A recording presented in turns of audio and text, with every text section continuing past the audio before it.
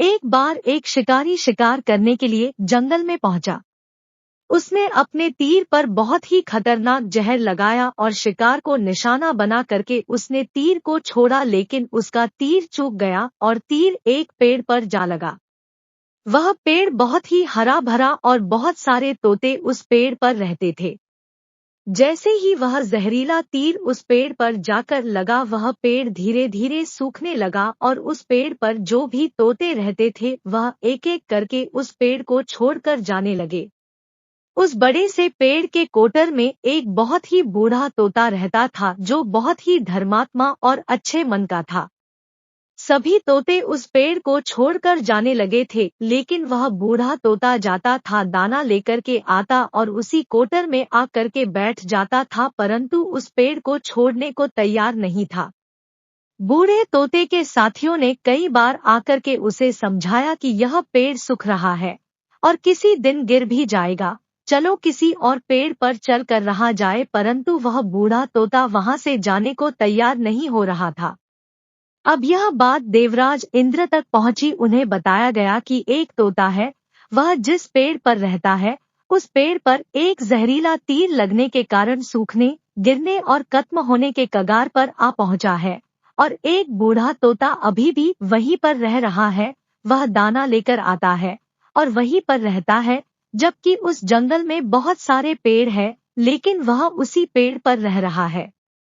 देवराज इंद्र प्रकट हुए और उस बूढ़े तोते से कहने लगे कि आप बहुत धर्मात्मा है, बहुत ही अच्छे मन के हैं, लेकिन आप इस पेड़ को छोड़कर किसी और पेड़ पर चले जाइए, क्योंकि यह पेड़ कुछ ही दिनों में गिर जाएगा।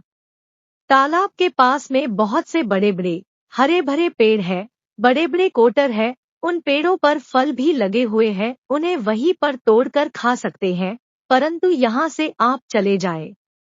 तोता बोला, माफ कीजिएगा, इस पेड़ ने मुझे जीवन दिया है, शिकारियों से मेरी रक्षा की है, हर मौसम में मेरे साथ रहा है, ये कोटर मेरा घर है, यहाँ मैं पला बड़ा हूँ, इस पेड़ को मैं छोड़कर कैसे जा सकता हूँ? इस पर संकट आया है तो क्या मैं इसे छोड़कर चला जाऊं? मैं ऐसा कभी नहीं कर सकता।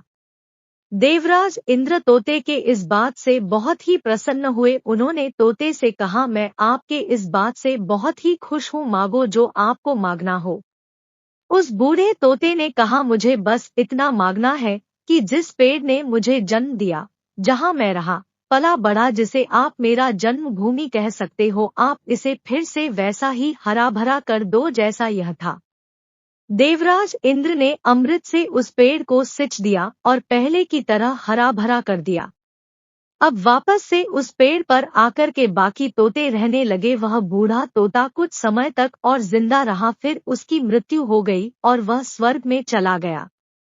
यह कहानी हमें सिखाती ये है कि जब भी किसी इंसान का बुरा दौर आता है तो वह टूटा हुआ होता है, उसे किसी के सहारे की जरूरत होती है, किसी की आवश्यकता होती है।